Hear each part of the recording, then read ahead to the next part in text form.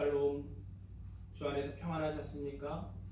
우리 사랑하는 꽃동산교회 청년부 새가족 여러분들, 이렇게 만나 뵙게 되어 반갑습니다.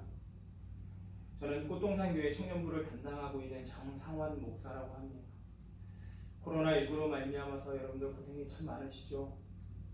저희들 얼굴 뵙지 못한 것이 한 3개월에서 4개월 이제 지나고 있는 것 같습니다. 언제까지나 기다릴 수는 없어서 저희가 이렇게 비대면으로나마 공과 공부를 진행하고자 합니다. 오늘부터 한 과씩 차례대로 이 6주 과정 6과로 이루어져 있는 꽃동산교회 청년부 새가족 공과 교재를 가지고 함께 진행하고자 합니다. 한 주는 제가 하고 또 한 주는 황선우 목사님이 진행하십니다. 서로 번갈아 가면서 계속 진행하여서 6주 과정 동안 여러분들에게 많은 도움이 되어지는 귀한 시간 되기를 소원합니다. 첫 과, 우리 영생이란 우리 한번 보도록 하겠습니다. 우리 공과 교재 5페이지입니다. 녹색 박스로 되어 있는 그 안에 있는 우리 주제 성구 같이 한번 읽어보도록 하겠습니다. 요한일서 5장 11절에서 12절 말씀입니다. 또 증거는 이것이니 하나님이 우리에게 영생을 주신 것과 이 생명이 그의 아들 안에 있는 그것이니라. 아들이 있는 자에게는 생명이 있고 하나님의 아들이 없는 자에게는 생명이 없느니라. 아멘. 오늘은 이 과를 통하여서 영생이 무엇인지, 영생을 주는 분이 누구신지, 영생은 어디에 있는지, 영생을 소유한 사람은 누구인지, 영생이 없는 자는 누구인지를 한번 살펴보겠습니다. 1번, 하나님의 증거. 하나님께서는 나에 대한 사랑을 어떻게 보여주셨습니까? 로마서 5장 8절에 있는 말씀입니다. 우리가 아직 죄인 되었을 때 그리스도께서 우리를 위하여 죽으심으로 하나님께서 우리에 대한 자기의 사랑을 확증하셨느니라. 하나님께서 여러분들에 대한 하나님의 사랑을 확증해 보이셨는데 그 확증, 그 증거가 뭐냐?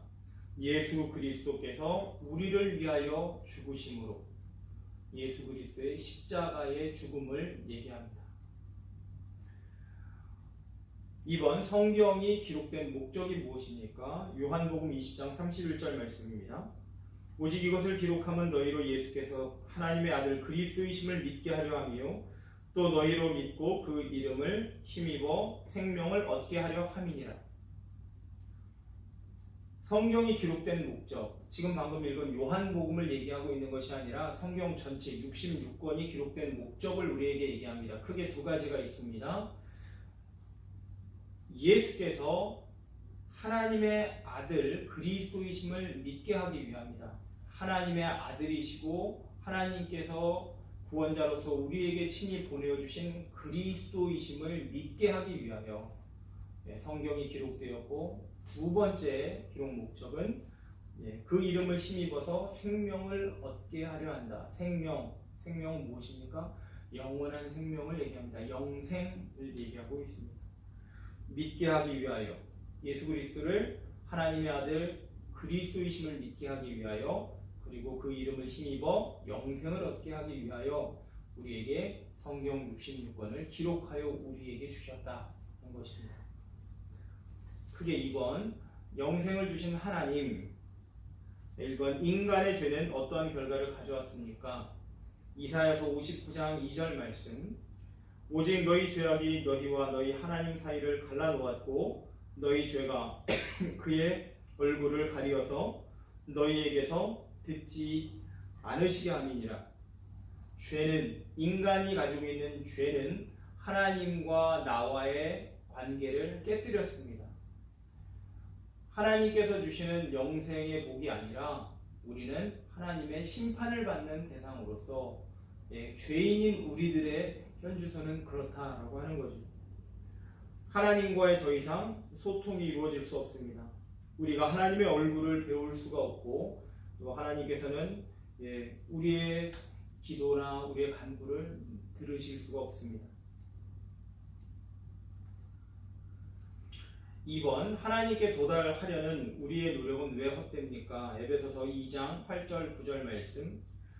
너희는 그 은혜에 의하여 믿음으로 말미암아 구원을 받았으니 이것은 너희에게서 난 것이 아니요 하나님의 선물이라. 행위에서 난 것이 아니니 이는 누구든지 자랑하지 못하게 하려 함이라. 여러분, 우리가 도달해서 인간의 노력과 의지로, 힘으로, 능력으로, 지혜로 되어지는 것이 아니라 이것은 전적인 하나님의 은혜, 하나님의 선물이기 때문에 우리의 어떠한 노력도 허사라고 하는 겁니다. 자력으로 하나님께 나아갈 수 없고 자력으로 하나님께서 주시는 영생을 얻을 수가 없습니다. 3번, 하나님께서는 우리들을 자기에게로 인도하기 위하여 무엇을 하셨습니까?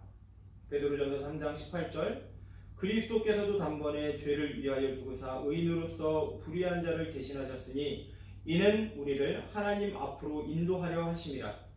육체로는 죽임을 당하시고 영으로는 살리심을 받으셨으니. 자, 하나님께서 떨어져 있는, 죄로 인하여 갈라져 있는 우리의 사이를 다시 한번 회복시키시기 위하여 하나님께서 한 가지의 방법을 사용하셨는데 그것은 무엇입니까? 하나님의 아들 그리스도이신 예수님을 이 땅 가운데 보내어 주셔서 우리의 죄를 위하여 단번에 죽으신 것입니다.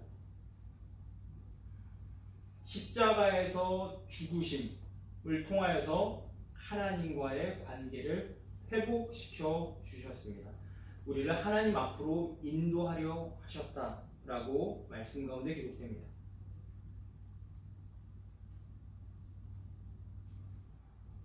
4번, 듣고 믿음으로 얻는 세 가지의 결과.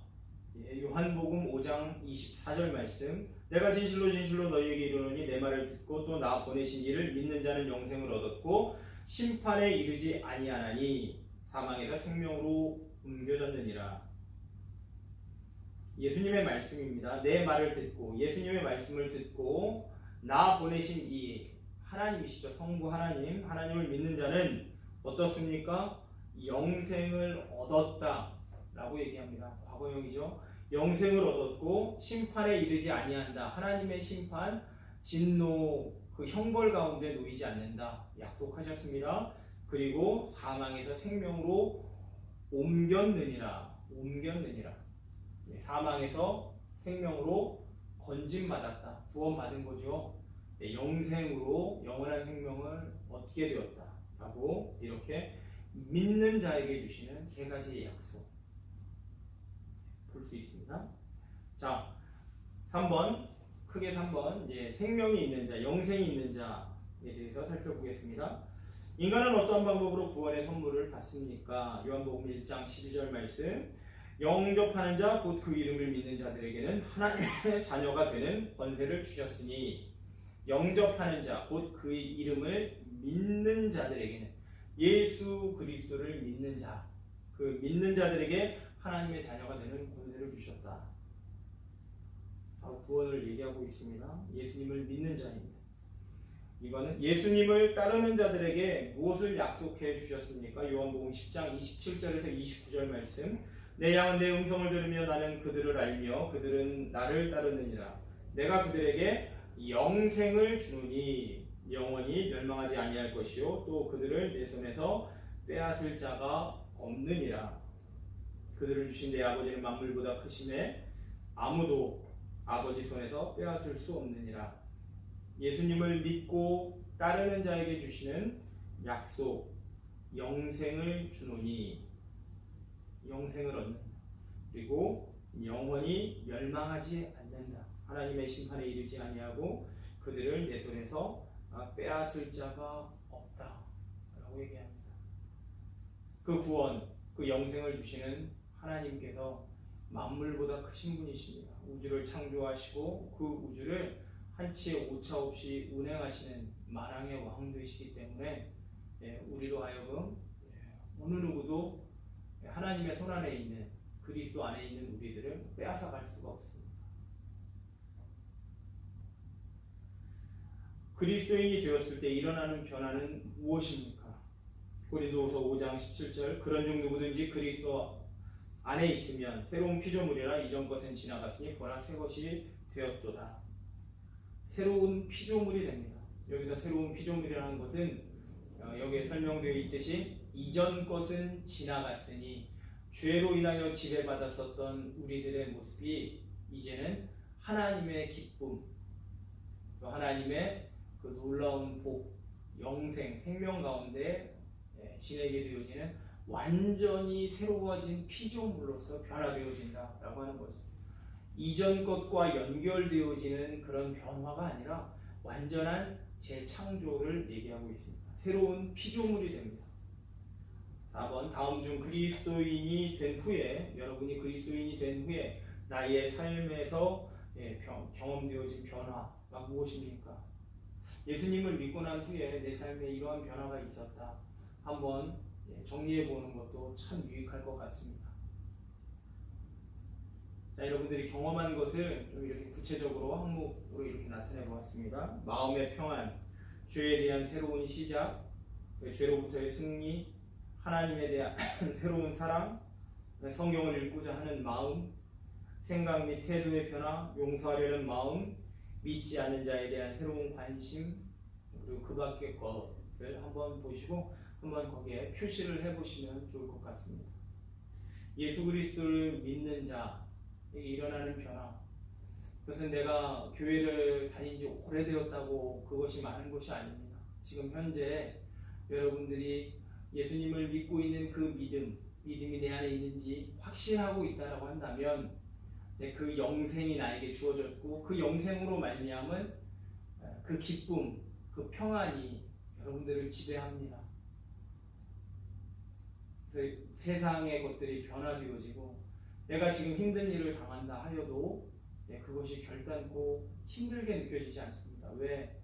나 혼자 감당하는 고난이 아니라 하나님이 함께 하시는 그런 상황이기 때문에 오히려 더 하나님의 은혜를 누리고 하나님의 손길을 누리고 하나님의 세밀한 음성, 내가 너를 사랑하노라, 내가 너와 함께하노라 라고 하는 음성을 들을 수 있는 그 시간이기 때문에 제 아무리 고난이라 하여도 그곳이 바로 평안이고 천국이다 얘기할 수 있는 것이죠.